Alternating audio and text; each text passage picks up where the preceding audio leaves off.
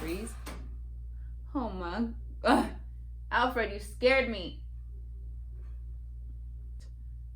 There's like a hair on my nose. Got it. What's going on, you guys? My name's Anna, and today I'm going to be telling you the story about Boy Scout Lane. Let's get into it.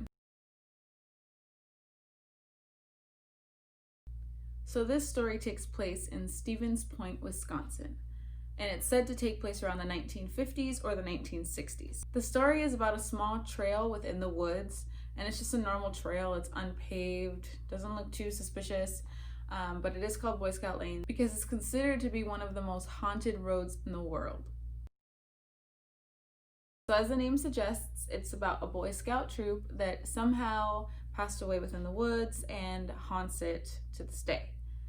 So there's a few different versions of the story, and they're all really different.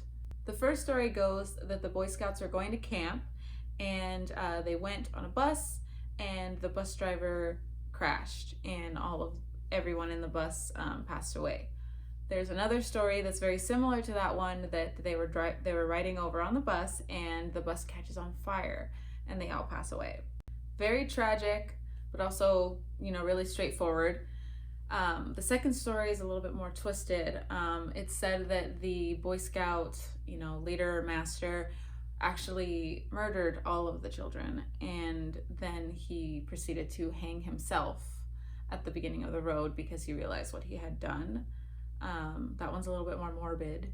The last version of the story, from what I saw, was that the kids were already at the camp. They made it there, and they wandered away from the campsite, lost their lanterns, lost their flashlights, and somehow started a forest fire where they all died.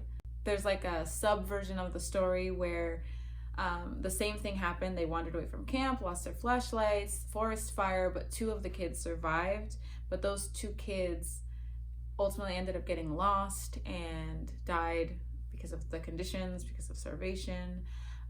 So yeah, all very, very different stories, and I think that they kind of stem from the activity that happens at the trail itself. Like some of the reported activity kind of correlates with some of the stories and doesn't with other stories. So some people hear noises as if someone's walking, through the forest with them. Some people feel like they're being watched by someone. There are some reports of people seeing like lanterns and flashlights kind of waving around the trees and then disappearing, like they don't see the source of them. Some people report seeing like the shadow of a body kind of swaying between the branches, where it's said that the scoutmaster ultimately hung himself. So then that kind of goes with that story. And also people say that as they're driving through, sometimes their car will stop, and then they'll see these tiny little like child handprints appear on their car, which kind of goes with the bus story. So a lot of different activity, a lot of weird activity. But the craziest part of the story, get this, is there's no proof to corroborate any of these stories. There's no reports of murders, crashes, bus fire, forest fire, anything in these woods. Yet all of this activity happens here. There's not even reports of a Boy Scout troop camping there. However, Boy Scout Troops of America did actually own property there, and they did plan on building a camp in the area. So I don't know, is it just coincidence, or did they actually build camp there, and did any of these stories actually happen? What do you think? Let me know what you think about it. Let me know if you think any of these stories are true. If you live in the area, I would love to know if you've ever been there, if you've ever heard of this story. Leave it all below. Let me know what you think is the most believable story. Thank you so much for watching. Make sure to like and subscribe, and I'll see you next time. Bye-bye.